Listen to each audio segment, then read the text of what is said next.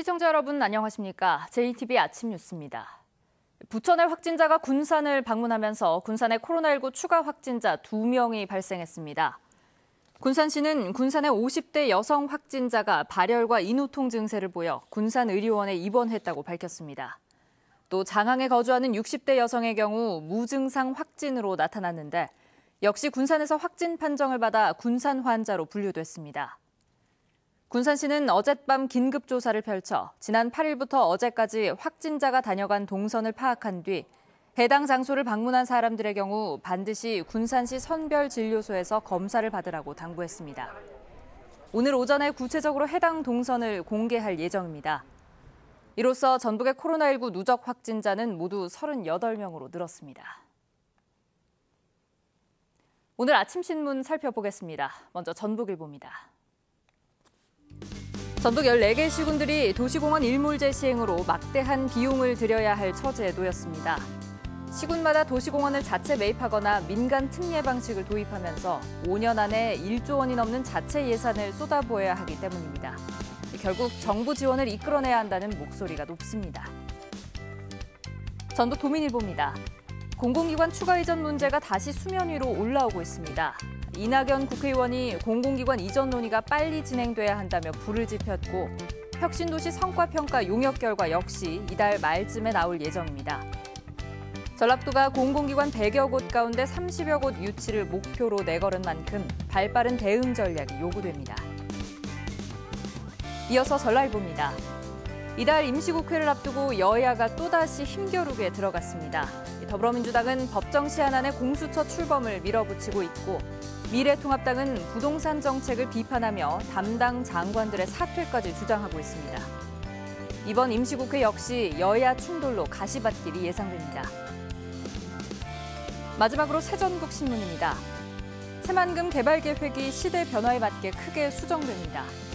이를 위해 전라도는 오는 27일부터 이틀 동안 군산과 김제, 부안 지역 자치단체와 주민들의 의견을 들을 예정입니다.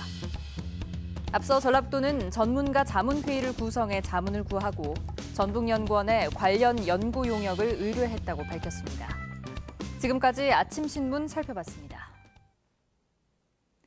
그제부터 전북에는 최고 230mm가 넘는 폭우가 쏟아지면서 피해가 잇따랐습니다. 농경지 2,400헥타르는 물론 주택과 상가 등도 10채 넘게 물에 잠겼는데요. 지금은 거의 그쳤지만 일요일부터 또다시 많은 비가 올 것으로 예상됩니다. 정원희 기자입니다. 부안의 한 농경지가 거대한 호수로 변했습니다. 지난달 심은 작물들은 흔적도 없이 사라졌습니다.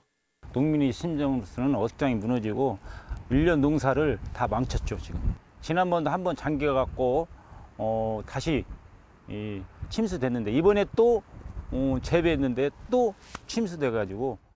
그제부터 전북에는 부안 위도 233mm를 최고로 200mm 안팎의 폭우가 쏟아졌습니다.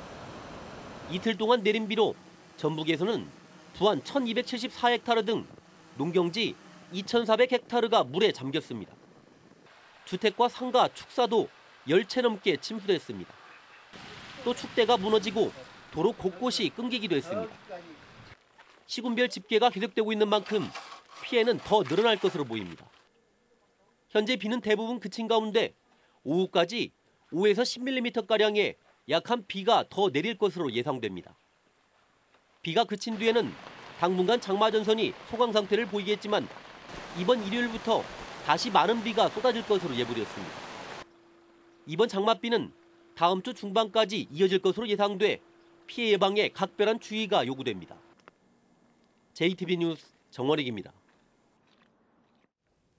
익산 장전마을에서 암으로 숨지거나 투병을 하고 있는 사람만 무려 40명이나 됩니다.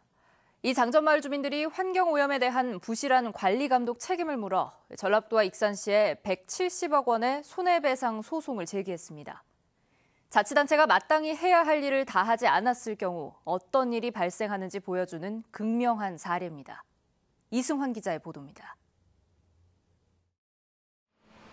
장전마을 소송에 참가한 원고는 모두 173명. 정부의 역학조사 기간이었던 2007년부터 2017년 사이 암 사망자 15명의 유가족들과 투병 중인 15명, 그리고 이 기관의 거주자들입니다. 소송을 대리한 민주사회를 위한 변호사 모임은 민사 조정 절차에서 합의점을 찾지 못할 경우 본 소송으로 전환하겠다고 말했습니다. 장전마을과 같은 상황이 발생하게 될 우려가 있을 때는 국가나 지방자치단체 또는 지역사회에서 그걸 없애기 위해서 공통적으로 노력해야 된다. 피고는 전라북도와 익산시입니다. 민변 측은 법리상 정부나 KTNG와 책임을 다투는 것은 부차적이고 많은 시간이 필요해서 실익이 없다고 판단했습니다. 때문에 허용되지 않은 고열로 담배 찌꺼기를 태운 업체와 이 사실을 충분히 알 수 있었고 또 방치한 자치단체에 1차적인 책임이 있다고 해석했습니다.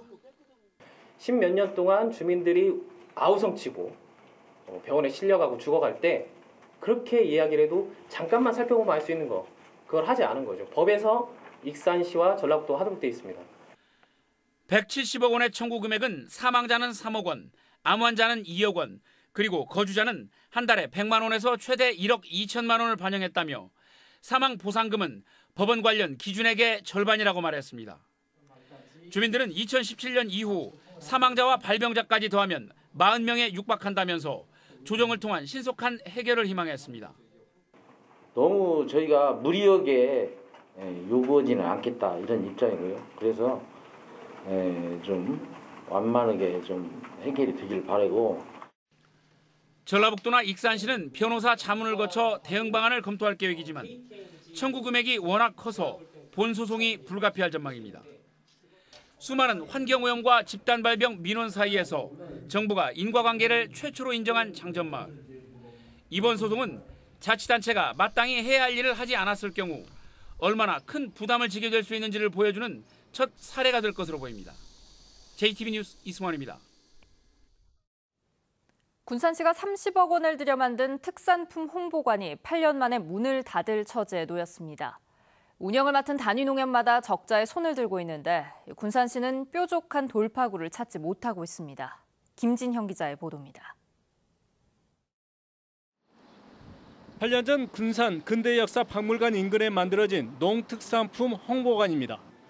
물건을 사러 온 관광객들의 발걸음이 뜸하다 보니 한산하기만 합니다. 2년 전 군산시 대신 운영을 맡은 군산 온해농협은 작년 한 해만 3억 원의 적자를 봤습니다. 올해는 코로나 사태까지 겹쳐 매출이 지난해 절반 수준에 그치고 있습니다.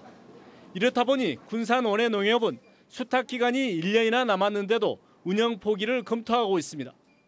군산 짬뽕라면도 지금 우리가 개발을 해서 판매 매출을 늘리기 위해서 열심히 노력을 하고 있는데 이런 상태라면은 뭐 더 이상 운영을 못할 것 같은 그런 생각이 드네요.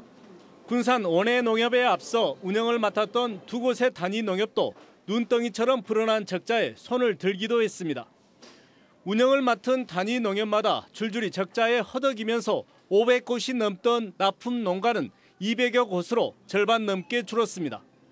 운영 적자에 납품 농가가 줄고 다시 판매는 위축되는 악순환이 되풀이되고 있지만 군산시는 돌파구를 찾지 못하고 있습니다. 원협의 문제인데 위치나 구조적인 문제인지는 이게 지금 어느 한쪽을 이렇게 판단하기가 어렵더라고요. 군산시는 농특산품 홍보관 조성에 30억 원을 들였습니다. 홍보관이 군산의 농특산품을 알리고 판로도 넓히는 역할을 제대로 할 수 있도록 면밀한 분석과 대책이 시급합니다.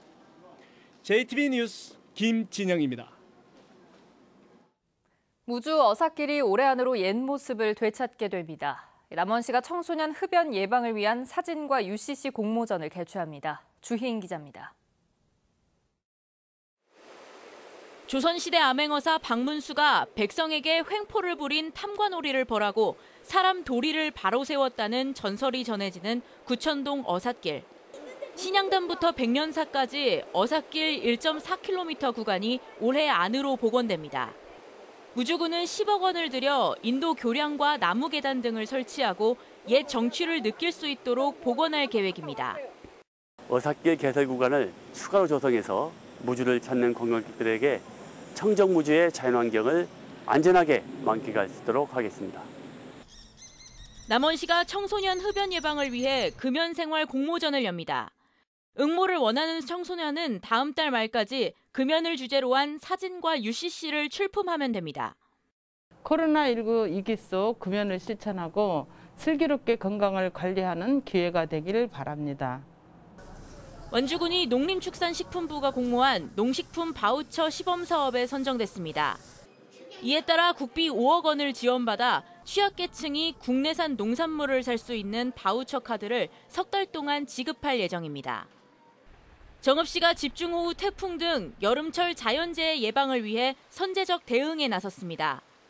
농업재해대책 상황실을 운영해 비상연락 체계를 구축하고 상습 침수 지역 점검, 재해 예방을 위한 시설관리 요령 안내 등을 진행할 예정입니다.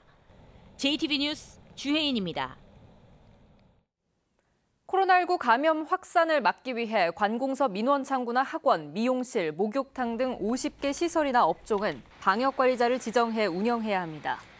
법적인 의무사항은 아니지만 방역관리자는 해당 시설의 방역 지침과 시행 방안을 마련해야 하는데 지금까지 도내 대상시설 6만 8천여 곳 가운데 2만 1천여 곳이 방역관리자를 지정한 것으로 집계됐습니다. 또 내일부터는 방문 판매업소와 대형학원, 뷔페식당 등 도내 872개 업소에도 전자출입명부 도입이 확대됩니다. 송하진 전라북도지사가 해외 입국 코로나 확진자를 지역 확진자 통계에서 빼서 별도로 집계해달라고 정부에 건의했습니다. 송 지사는 정세균 총리 주재로 열린 중앙방역대책본부 회의에서 해외 입국 확진자는 2차 전파 우려가 낮고 지역과 크게 관련이 없는데도 지역 코로나 확진자 수에 포함돼 관광객의 여행지 선택 등에 영향을 미쳐 지역 경제에 어려움을 주고 있다면서 이같이 요청했습니다. 전북의 코로나19 확진자 36명 가운데 해외 입국자는 19명이고 7월에만 8명의 해외 입국 확진자가 나왔습니다. 정부가 코로나발 경제 위기를 극복하기 위해 한국판 뉴딜 종합계획을 발표할 예정인 가운데 전라북도가 사업 발굴에 나섭니다. 전라북도는 단기적으로 새만금 재생에너지 등 기존 사업의 재구성을 통해 내년도 국가 예산을 확보하고 전북형 뉴딜 연구 용역을 통해 중장기 신규 사업을 발굴할 계획입니다. 정부는 오늘 7개 분야 25개 핵심 사업에 모두 100조 원을 투자하는 한국판 뉴딜 종합계획을 발표할 예정입니다. 코로나19로 어려움을 겪고 있는 소상공인과 자영업자의 납세 부담을 한시적으로 완화해주는 법안이 발의됐습니다.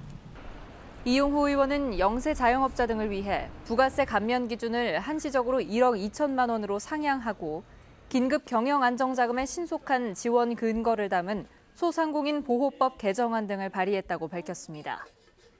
이 의원은 코로나 사태가 장기화하면서 영세 소상공인과 자영업자들이 존립 위기에 내몰리고 있다면서 이번 개정안이 통과돼 이들에게 도움이 되기를 기대한다고 말했습니다. 전주와 군산, 익산과 순창 등 4개 시군 임산부들에게 친환경 농산물 꾸러미가 지원됩니다. 전라북도는 이들 4개 시군에서 올해 출산하거나 현재 임신 중인 주민은 9만 6천 원만 내면 연말까지 48만 원어치의 친환경 농산물을 살 수 있다고 밝혔습니다. 지원을 바라는 임산부는 읍면동 주민센터에 신청하면 됩니다.